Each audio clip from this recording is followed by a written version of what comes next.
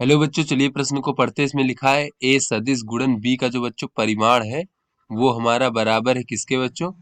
वर्गमूल 3 और ए अदिश गुणन बी।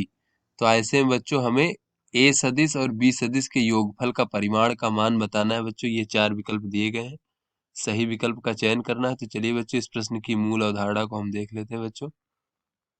बच्चों इस प्रश्न की मूल अवधारणा में हम देख लेते हैं कि कोई दो सदिश हमारे पास, मान लीजिए बच्चों ये हमारा ए सदिश है और दूसरा बच्चों कोई हमारा बी सदिश है इस प्रकार से, और दोनों के बीच में बच्चों कोण यहाँ पर थीटा मान लेते हैं।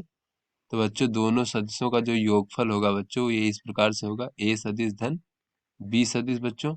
तो अगर हम इसका परिमाण देखें बच्चों, तो योगफल का परिमाण, तो बच्चों ये योगफल के परिमाण का वर्ग बराबर हो जाएगा ए सदिश के परिमाण का वर्ग धन बच्चों बी सदिश के परिमाण का वर्ग।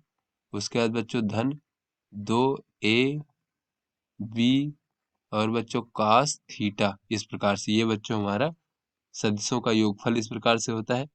उसके बाद बच्चों सदिशों का जो है अदिश गुणनफल देख लेते हैं बच्चों। तो अदिश गुणनफल इस प्रकार से होता है हमारा ए का परिमाण और गुणे बच्चों बी का परिमाण और cos थीटा।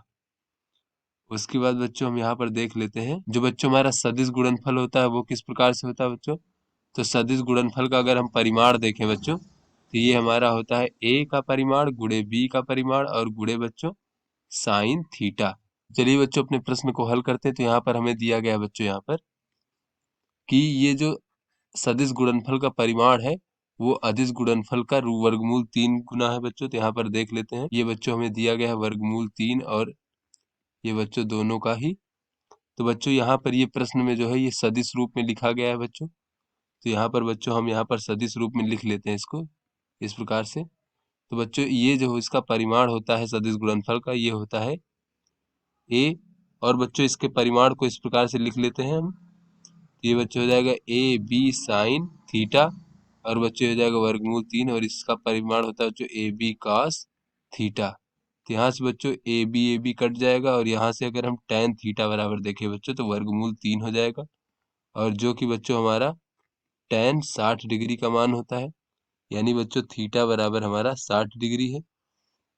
तो चलिए बच्चों अगर हम योगफल का परिमाण देखें बच्चों दोनों सदिशों का, तो बच्चों योगफल के परिमाण का वर्ग बराबर हो जाएगा ए का वर्ग धन बच्चों बी का वर्ग धन 2ab और बच्चों cos 60 डिग्री। बच्चों यहाँ से अगर हम देखें तो ये हो जाएगा ए का वर्ग धन बी का वर्ग और cos 60 डिग्री का मान 1/2 होता है बच्चों। तो ये हो जाएगा ए बी।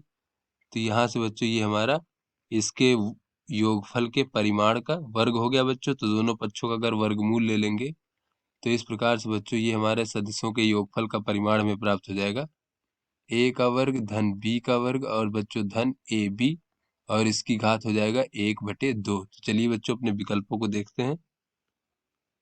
तो बच्चों ये जो हमारा बी विकल्प है ये हमारा सही विकल्प है। तो आशा करते हैं आपको समझ में आ गया होगा। धन्यवाद।